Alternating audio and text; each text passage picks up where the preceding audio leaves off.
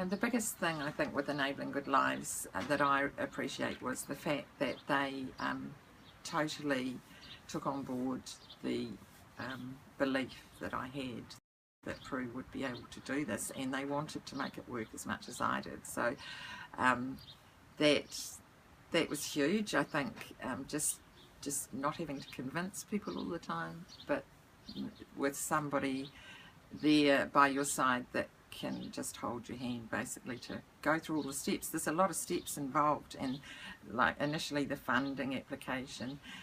Once you've got that, then you have to advertise for staff, so you've got interviews, and they came and helped you with the interviews. And once you've got that, you have to set up an accounting process and apply for a company name, and through another friend, she took that on board and she did that for us free of charge.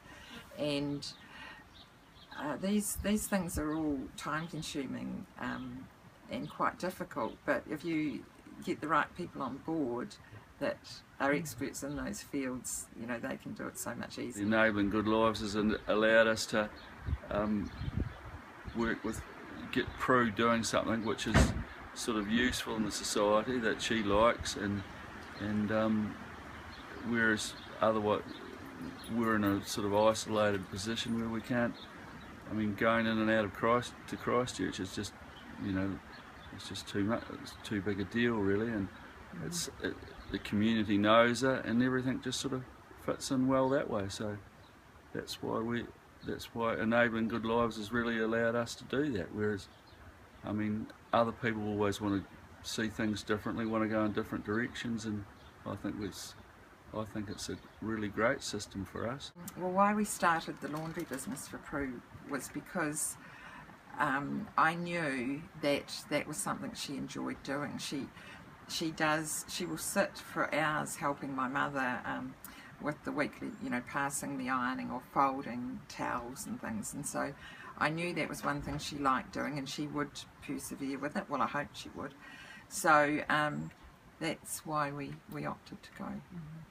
How did Enabling Good Lives have any input into that? Well, Enabling Good Lives, that was about the same time, which was fantastic for me, because being in a rural location, there's no services out here, there's no public transport, so I wanted Prue to be involved in the local community, and that's why she went to the local high school and primary schools. And so Enabling Good Lives is more about helping people create a good life for them in their own environments, and obviously doing something that they enjoy doing.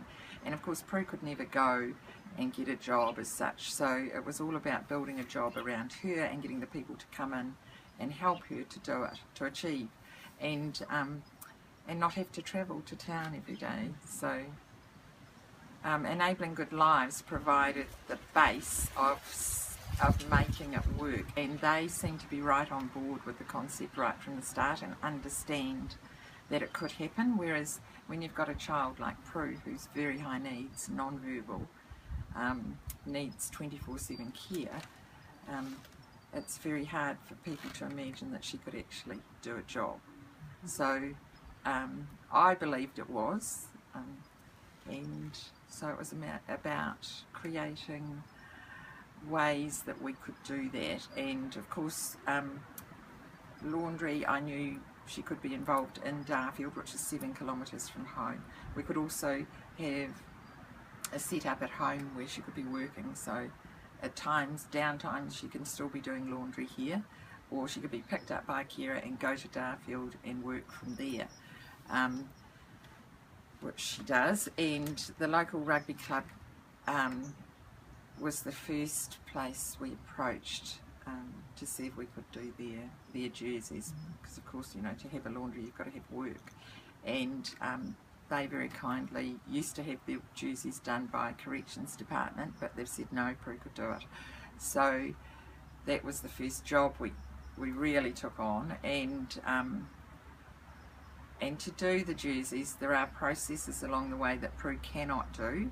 She can sort the jerseys, and she can rinse them, put them in and out of the machine, hang them on the line, get them off the line, and with assistance fold them, and then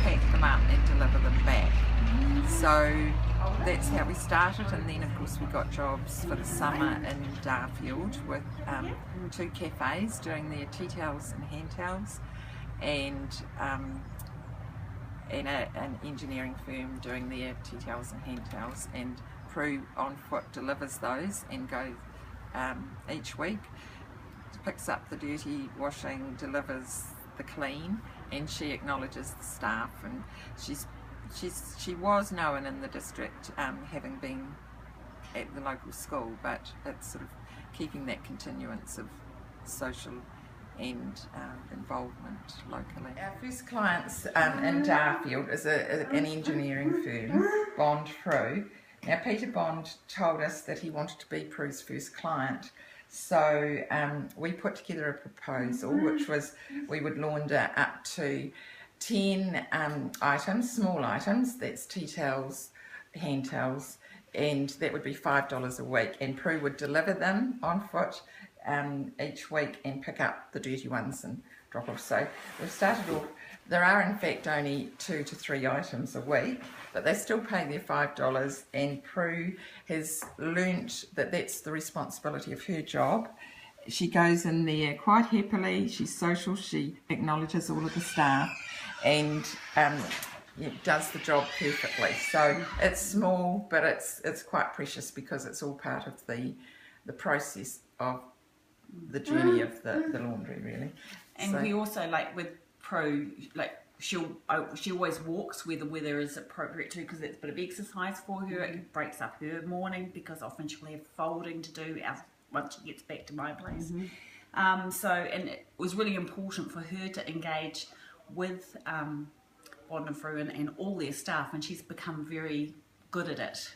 So tell me about a visit there. What happens when you go and deliver the clean laundry? Well, she kind of bursts through the door with enthusiasm because she knows, and that's come with confidence.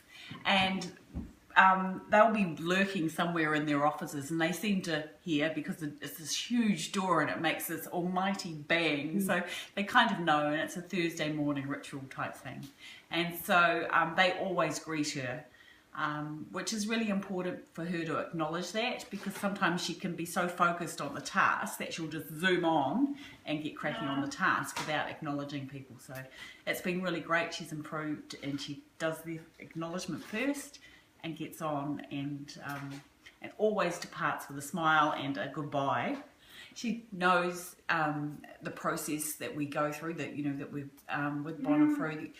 She knows it from A to Z, as in, folding the product, their bag, the meet greet, part of the event, and acknowledging their inputs and coming away with it. With the next week. Yeah, with the next week's work, basically. Watch. Yes. That's it. Yep. And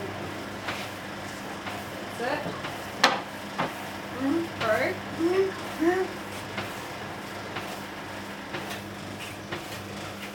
I've been working with Prue since last year. It's been a year. This is my first time working with a special needs student like Prue.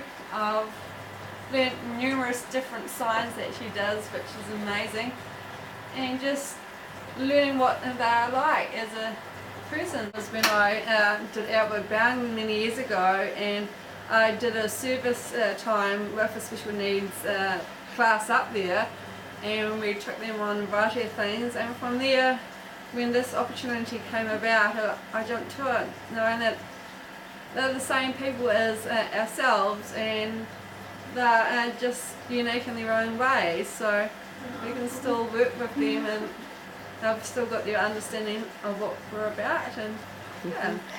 And helping her with the business, for her future to be sustainable, does that feel good for you? Yeah, it does. It's good to see that she's out there gonna give everything her best to work in the workplace and hopefully succeed. I let Prue do the things that she can do ably, and then I assist her with the things she can't physically do.